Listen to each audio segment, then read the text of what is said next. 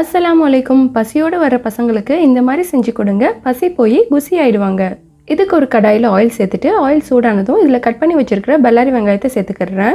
வெங்காயம் ரொம்ப வதங்கிடக்கூடாது, லைட்டாக கண்ணாடி பதம் வர வரைக்கும் வதங்கினா போதும். அடுத்து இதில் கட் பண்ண பச்சை மிளகாய் அண்ட் கருவேப்பிலை சேர்த்துக்கிறேன். இன்றைக்கி நம்ம மீந்த சப்பாத்தியை வச்சு ஒரு அருமையான கொத்து சப்பாத்தி தான் செய்ய போகிறோம். இப்போ இதில் கொஞ்சமாக இஞ்சி பூண்டு பேஸ்ட் சேர்த்துக்கிறேன். இஞ்சி பூண்டு பேஸ்ட் சேர்த்ததுக்கப்புறம் இதோட ராஸ்மெல் போகிற வரைக்கும் இதை நல்லா வதக்கி விட்டுக்கோங்க. நெக்ஸ்ட் இதில் கட் பண்ணி வச்சுருக்கிற தக்காளி சேர்த்துக்கிறேன். அதிகமாக சேர்த்துடாதீங்க, புளிக்க ஆரம்பிச்சிடும். நம்ம சேர்த்த தக்காளி ஓரளவுக்கு வதங்கினதுக்கப்புறம் இதில் மசாலா பவுடர் சேர்த்துக்கலாம். இப்போது இதுக்கு தேவையான அளவு சால்ட் சேர்த்துட்டு இது கூட மஞ்சள் தூள், ஜீரகத்தூள், மிளகாய்த்தூள் அண்ட் கரம் மசாலா தூள் சேர்த்துக்கிறேன். மசாலா சேர்த்துட்டு இதை நல்லா வதக்கி விட்டுக்கோங்க. பசங்க அதிகமாக காரம் சாப்பிட மாட்டாங்க, ஸோ அதனால் ஒரு பச்சை மிளகாய் சேர்த்துக்கிறேன். ஸோ நீங்கள் காரசாரமாக சாப்பிடுவீங்கன்னா 2 மிளகாய் சேர்த்துக்கோங்க. நெக்ஸ்ட் இதில் நம்ம முட்டையை சேர்த்துக்கலாம். சென்டரில் இந்த மாதிரி செஞ்சுட்டு முட்டையை ஆட் பண்ணிக்கோங்க.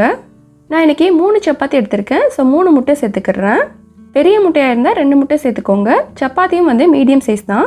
நம்ம முட்டையை கம்மியாக சேர்த்தோன்னா டேஸ்ட் அவ்வளோவா தெரியாது. இப்போது முட்டை சேர்த்துட்டு இதை கொஞ்சம் நேரம் அப்படியே வச்சுருங்க. நம்ம முட்டையை சேர்த்துட்டு உடனே மிக்ஸ் பண்ணி விட்டுட்டேன்டா முட்டை நமக்கு தனியாக தெரியாது. ஸோ அதனால் கொஞ்சம் நேரம் வச்சுட்டு அதுக்கப்புறம் மிக்ஸ் பண்ணி விட்டுக்கோங்க. அப்போ தான் நமக்கு உதிரி உதிரியாக தெரியும்.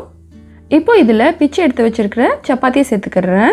முட்டை ரொம்ப ட்ரை ஆனதுக்கப்புறம் சப்பாத்தி சேர்க்கக்கூடாது, கொஞ்சம் ஈரப்பதமாக இருக்கும்போதே சேர்த்துடணும். இது லெஃப்ட் ஓவர் சப்பாத்திங்கிறதுனால லைட்டாக காஞ்ச மாதிரி இருக்கும். ஸோ அதனால் நீங்கள் இந்த மாதிரி முட்டையை செஞ்சுட்டு சேர்க்கும்போது கரெக்டாக வரும். ஃபைனலாக இதில் கொஞ்சமாக நெய்யும் கட் பண்ண மல்லி இலைகளையும் தூவிட்டு நல்லா மிக்ஸ் பண்ணி விட்டுட்டு சர்வ் பண்ண வேண்டியது தான். அவ்வளோதான் ஃப்ரெண்ட்ஸ், சுட சுட கொத்து சப்பாத்தி பசங்களுக்கு பிடிச்ச மாதிரி சூப்பராக ரெடி பண்ணியாச்சு. பசியோடு வர்ற பசங்களுக்கு நம்ம ஏதாச்சும் ஸ்நாக்ஸ் செஞ்சு கொடுத்தா உடனே பசிக்குதுன்னு திரும்ப கேட்பாங்க. ஸோ அதனால் இந்த மாதிரி டிஃபனை செஞ்சு கொடுக்கும்போது கண்டிப்பாக சீக்கிரம் பசிக்காது. இது ஒரு ஹெல்த்தியான டிஃபன் ரெசிபி. இதை பிரேக்ஃபாஸ்ட் அண்ட் டின்னர் ரெண்டுக்குமே செய்யலாம். இனி சப்பாத்தி மீந்துச்சுட்டா கண்டிப்பாக இந்த மாதிரி செஞ்சு கொடுங்க.